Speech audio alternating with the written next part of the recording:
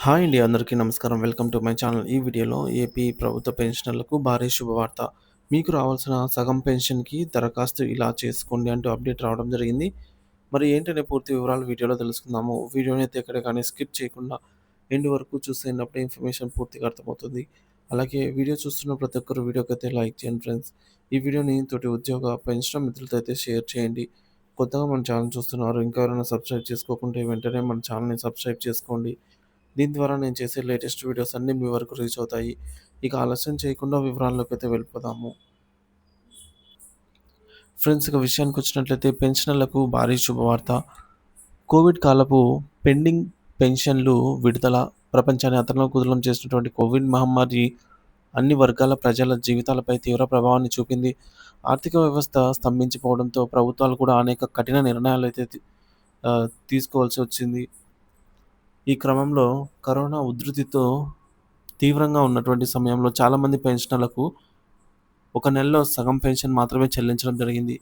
అప్పటి పరిస్థితులకు అనుగుణంగా తీసుకున్న ఈ నిర్ణయం పెన్షనర్లలో కొంతవరకు ఆందోళన కలిగించినప్పటికీ దేశం ఎదుర్కొంటున్న సంక్షోభాన్ని దృష్టిలో ఉంచుకొని చాలామంది దీనిని అర్థం చేసుకున్నారు.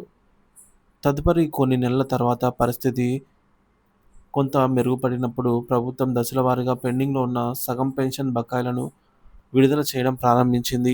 కొంతమంది పెన్షనర్లకు ఈ బకాయిలు అందగా దురదృష్టవశాత్తు మరికొంతమందికి మాత్రం ఆ మిగిలిన సగం పెన్షన్ ఇంకా అందలేదు. సో, ఈ విషయంపై పెన్షనర్ల సంఘాల నుంచి మరియు వ్యక్తిగతంగా అనేక విజ్ఞప్తులు ప్రభుత్వానికి అందాయి. తమ కష్టార్జితమైన పెన్షన్ కోసం ఎదురుచూస్తున్న వృద్ధులకు ఈ జాప్యం మరింత భారంగా మారింది. ఈ నేపథ్యంలో పెన్షనర్లందరికీ ఊరటనిచ్చే ఒక శుభవార్త ఇప్పుడు వెలువడింది. కోవిడ్ సమయంలో చెల్లించబడని సగం పెన్షన్ బకాయిలను పొందడానికి ప్రభుత్వం ఒక స్పష్టమైన మార్గాన్ని ఏర్పరిచింది. దీని ప్రకారంగా పెన్షనర్లు తమ సంబంధిత ట్రెజరీ కార్యాలయాలను సంప్రదించి దరఖాస్తు చేసుకోవడం ద్వారా తమ పెండింగ్ బకాయిలను పొందవచ్చు.